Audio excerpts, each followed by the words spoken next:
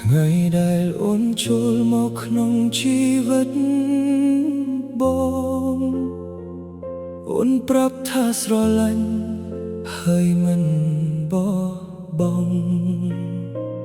បងជឿគ្រប់ពាក្យដែលអូនបាននិយាយប្រគល់បេះដូងទាំងមូលឲ្យអូនថែរក្សាបងស្រឡាញ់អូនណោះពីចិត្តមិនដែលគិតថាអូនកំពុងលាក់បាំងរហូតថ្ងៃមួយការពិតបានបងហើយថាបងគ្រាន់តែជាមនុស្សដែលអូនលេងសើចពេលឃើញអូនកាន់ដៃអ្នកផ្សេងបេះដូងបងស្ទើរតែឈប់ដកដង្ហើមស្នេហ៍ដែលបងថែរក្សាយ៉ាងល្អត្រូវអូនបំផ្លាញក្នុងមួយពណ៌ព្រិចភ្នែកអូនបោកចិត្តបងឲ្យស្រឡាញ់អូនខ្លាំងពេកហើយទុកបងឲ្យយំម្នាក់ឯងក្នុងភាពបែកា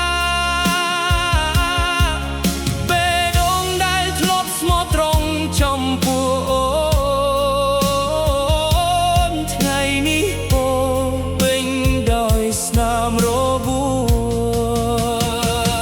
អូនបោកចិត្តបងឲ្យជឿថាស្នេហ៍ពិតមានមែនតែចុងក្រោយអូនបែរជាដើរចេញទៅ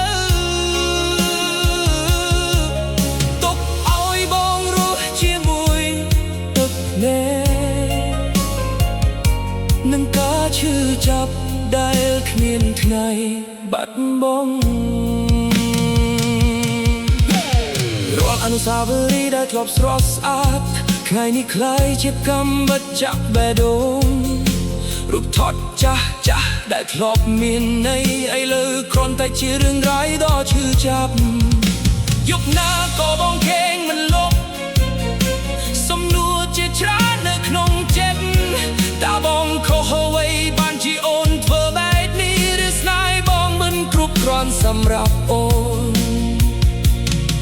បងធ្លាប់គិតថាអូនជាមនុស្សចុងក្រោយដែលបងនឹងស្រឡាញ់នោះមួយជីវិតតែអូនបែរជាបងរៀនឲ្យបងដឹងថាការតកចិត្តខំនោះវាឈឺចាប់បុណ្យណា